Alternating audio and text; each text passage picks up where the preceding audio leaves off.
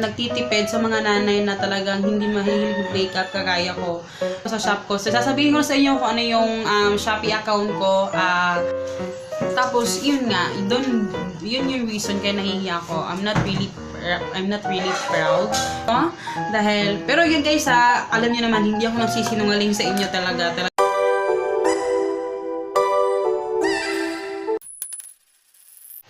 Basta pa pala yung buhok ko. Napulitin na ako. Itong tagal niyang na ano. Tapos pala may ano ako sa inyo. Yung tinatry ko, ito yung mga ginagamit ko. Teka, pakita ko sa inyo ha. Teka lang. Etong sweet tint ng Talita Organics yung ginagamit ko. Yung ang nabuksan ko lang talaga is itong cotton candy at saka candy cane. Thank you Miss Precious. Siya yung feeling ko may-ari nitong Talita Organics. So ayan guys, gusto ko lang i-ano sa inyo ngayon yung nakikita ko na sa inyo itong mga last vlog. Ito yung mga ginagamit ko, sasabihin ko sa inyo. Ito yung sa Talita Organics. Actually, first ko itong nakita kay Sis Michelle. And talagang na-intriga ako kasi naghahanap kasi ako ng lip tint, lip and cheek tint. Kasi actually, ang ginagamit ko talaga is yung lipstick. So, never pa ako nakatry ng lip tint, guys. I swear, never pa ako nakatry ng lip tint. And, yan, nakikita ko naman sa mga beauty vlogger na talagang ang ganda niya. At sobrang nagagandahan ako. At, ito lang trivia sa akin, guys. Hindi ako nagba-blush on. Kasi, before, nag-blush on ako nung medyo dalaga pa ako. Kasi, nung nagtatrabaho pa ako. Nag-blush on ako kasi hindi naman ako nagpapawest sa loob ng mall, ganon. Pero, ngayon na medyo everyday ako naglalakad. Medyo matagal na, hindi talaga ako nagba-blush on talaga. Kasi, mabilis ako magpawest at saka na-erase lang yung blush on niya. Yung blush on ko. Naman nangyayari sa akin. Hindi mag-ano yung sinasabi. Hindi magkaano yung aking blush on. So, ginagamit ko na pag napa-blush on ako is yung, alam niyo yung guys, tawag dito, magic lipstick. Yun lang din yung aking lipstick. Kasi hindi talaga siya madaling ma-erase. Kasi talaga. And then, yun lang din yung ginagamit ko pang blush on. Yung magic lipstick. Ganun ako nag-makeup. Pero, nung medyo matagal na akong hindi nakagamit ng magic lipstick kasi naubusan na ako nun. At hindi ko alam bakit hindi ako bumibili dun sa mall. Ang lapit-lapit na naman sa mall. Ayun. And then, etong Talita Organics. Ayan siya. Pero ilalagay ko yung nila dito sa screen siguro or sa description box. Talita Organics Sweet Tint. Actually, marami siyang variation. They are open for reseller. So, kung gusto nyo mag-reseller, pwede kayong pumunta sa kanya. Actually, nag-reseller ako sa kanya. Kasi I'm very much excited dito sa lip tint. Kaya sabi ko, bakit hindi ako mag-resell nito? So, nag-resell ako. And then, yun. And then, ang na-try ko pa actually is yung cotton candy at saka yung candy cane. Hindi ko pa natatry. Actually, lima ata yung variation niya. Meron silang butterball. Ayan hindi masyado makita Butterball at saka yung brownies. 4 lang pala, sorry naman. Candy cane, cotton candy, brownies at saka yung butterball. Butterball. Ayun. So, hindi ko to inaano sa inyo guys Hindi to inaano ko sa inyo para lang kayo. Sinishare ko lang sa inyo to guys kasi sa mga nanay na mga tamad, sa mga nanay na ang tawag dito, nagtitipid, sa mga nanay na talagang hindi mahilig mag-makeup kagaya ko. Kasi as in guys I swear, talagang parang kasi sobrang putla ako dito sa camera. Every time na aalis ako, ang practical lang ginagamit talaga is yung lip balm. Yung lip balm ko, hindi ko alam, pakita ko sa inyo yung lip balm ko ha. So, eto yung lip balm ko, galing to sa Miniso ko to na ito yung lip balm ko. Sa Miniso ko yan nabili. So, nag-lip balm muna ako bago ito. Pero na-erase talaga siya. Tsaka yung iba mga lipstick ko, iba-iba yung lipstick ko.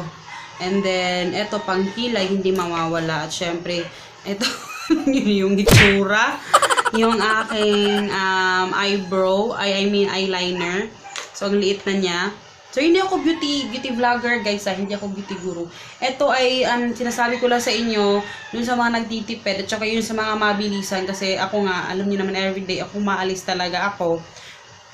At kailangan on the go yung aking mga ginagamit. So, ngayon, ang ginagamit ko na lang is, eto na lang 3. Tatlo talaga. Kasi nagbablush on na rin ako. Parang ganito. Basta I swear talagang sobrang laking ginhawa yung binibigay sa akin. Kasi sobrang tamad ko talaga makeup. I swear hindi ako mahilig mag-makeup, guys. Yung mag-resell sa kanila, ilalagay ko yung link sa description box, ha. At saka reseller din ako kung gusto nyo bumili. Pwede din kayong bumili sa akin. So, ako na lang, supportahan nyo din ako. Ito kasi bakang nanonood. Supportahan nyo din ako naman. So, nagbibenta din ako nito sa shop ko. So, sasabihin ko sa inyo kung ano yung Shopee account ko. JKH Best Buy. Ilalagay ko yung link sa description box. Actually, bagong pangalan lang yan. Pinalitan ko yung pangalan. Kasi yung pinaka-first talaga na pangalan is yung Smart Toys Corner. Pero pinalitan ko siya. So, parang ano lang to, guys, kung hindi man ito maubos or hindi man ito mabenta, ako yung gagamit. So, hindi naman ako, kasi gagamitin ko talaga siya. And then, yun. Tapos, ngayon, sasabihin ko sa inyo, ano yung reason bakit hindi ko sinasabi sa inyo yung aking, ang ingin ng asa, hindi ko sinasabi sa inyo yung pangalan ng aking Shopee. Kasi ganito yun, guys, no? Yung Shopee account ko kasi, I mean, yung Shopee ko before, I'm very much proud dun sa Shopee account, Shopee shop ko, yung shop ko sa Shopee. Kasi, yung binibenta ko talaga doon is, kasi di ba mahilig ko sa mga educational books, sa mga, lahat yung mga educational, kasi mahilig ako magturo kay Hagrid talaga. And then, nare-realize ko, bakit, kumikita naman ako, pero hindi siya ganoon ka talagang, as in, kumikita talaga na, malaki. And then, sabi ko, nag-iisip ako, ano ba yung kailangan ng mga tao? Kasi maraming nag-message sa akin, meron ba kayong ganito, ma'am? Pero yung mga hinahanap nila, wala ako. So, sabi ko, bakit hindi ko yung aking, kung ano yung hinahanap ng tao? So, doon nag-start yung mga toys for, yung mga loot bags, ganon, yung mga parties, mga parties, ganon. Yun yung aking, tinry.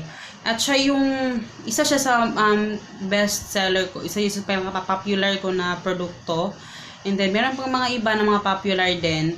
And then, actually, yung mga toys na yun, hindi talaga ako mahilig. Hindi ako mahilig mamili ng toys na ganun kay Hagrid.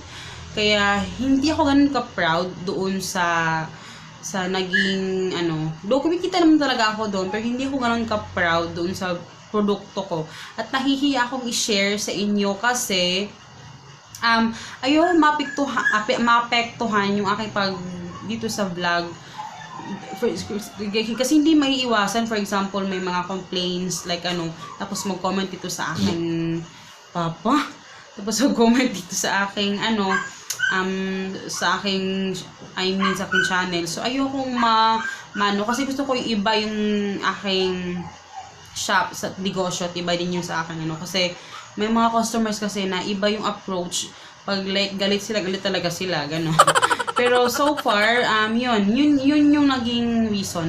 Pero na-realize ko din, sabi ko, bakit hindi ko sabihin sa kanila, hingin naman ako. Tapos, yun nga, yun yung reason kaya nahihiya ako. I'm not really proud. Pero na-realize ko, bakit naman hindi ako magiging proud, actually, ano ko lang yung hinahanap ng tao. Kasi yung mga gusto ko, hindi gusto ng mga tao. Parang ganun. So, parang, hindi naman lahat. I mean, may mga gusto ako na gusto rin ng ibang tao. Pero yun talagang yung mga bumibenta, yun yung mga bagay na hindi ko gusto. Pero, ayun, sabi ko nga, bakit nga ba hindi? Yun naman yung hinahanap ng mga tao. Yun yung, as in, yun talagang pati na hinahanap sa akin. Meron pa kayong ganyan? Meron pa kayong ganito?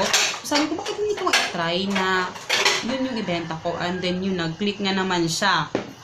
And then, yun. So, yun nga, yun yung aking Shopee account, JKH Best Buy. Nilalagay ko yung link sa description box. And, yun. Sabi ko sa inyo, magagawa ko ng ibang Shopee account sa, I mean, Shopee, ibang shop. Pero sabi ko, hindi na lang. Doon na lang din sa shop ko. I mean, kasi okay naman yung ratings ko doon. Doon may mga complaints na iba, pero so far, okay yung mga ratings ko. Nung medyo nag-fail lang ako doon sa mga this month lang. This month na, last month pa, no? Nung nakalipat na kami dito, medyo nagka-problema lang talaga ako doon. Kaya maraming complaints kasi nung paglipat namin dito, yung ibang stocks na sa kabila. Basta yung may mga ganong mga pangyayari. Pero, ayun. And, sana bisitahin nyo. So, yun nga, sa Talita Organics, eto, nag-resell ako sa kanila. Nag-reseller ako sa kanila.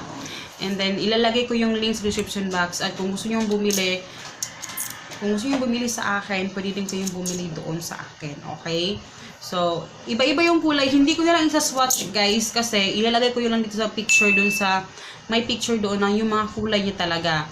Pero yun nga, 4 yung kulay niya. Sweet candy cane, cotton candy, brownies, at saka yung butterball. Pero yung pinaka-favorite ko sa ngayon, sa dalawa, is itong nasa na ba yun? Itong candy cane. Kasi parang feeling ko, bagay siya sa akin. Parang medyo dark siya. Ito yung siya, pero medyo na-erase nga siya. Pero medyo nag-lighten na. Pero ayan yung kulay niya. Gustong-gusto ko siya. Pero kung dalaga ka, at saka yung mga paano-ano ka, etong candy cane, yung best. Pero medyo mga bata-bata pa. Ito yung pinaka-the best. Pero para sa akin, etong candy cane, super, super love ko siya. So, ayun guys, bisitahin nyo ang kanilang shop. Or bisitahin nyo rin yung aking shop for the first time. Nasasabihin ko sa inyo na yung aking... Ano nangyayari sa akin? Yan si Papa, yung aking audience. So, yun lang guys. Kakain na kami muna dahil anong oras na. At, yun lang. Nag-ano lang talaga ako ng tiyempo na ma-share yan sa inyo na talagang, ayun. So, kakain na tayo. Dahil, pero yun guys alam nyo naman, hindi ako nagsisinungaling sa inyo talaga. Talagang true to life talaga yung sinasabi ko sa inyo. Kung mahilig kayong, kung gusto nyo fresh-freshan lang, yung mga nila. Pero pag sa mall, feeling ko hindi siya ganun kasi, like, especially kung sa SM, medyo maliwanag yung light. So, hindi naman ako expert sa mga makeup, pero alam ko yung mga basic. Medyo light yung so magpe-pale ka rin tingnan. So, kailangan talaga yung medyo darker na mga like lipstick or like something na Pero kung dito ko lang sa labas, like magkaalis ka sa labas, yung dyan ka lang sa yung para fresh-freshan lang, parang I woke up like this. Charot. Pero totoo hindi ako nagjo-joke sa inyo. Totoo yun. And yun, kain muna tayo guys.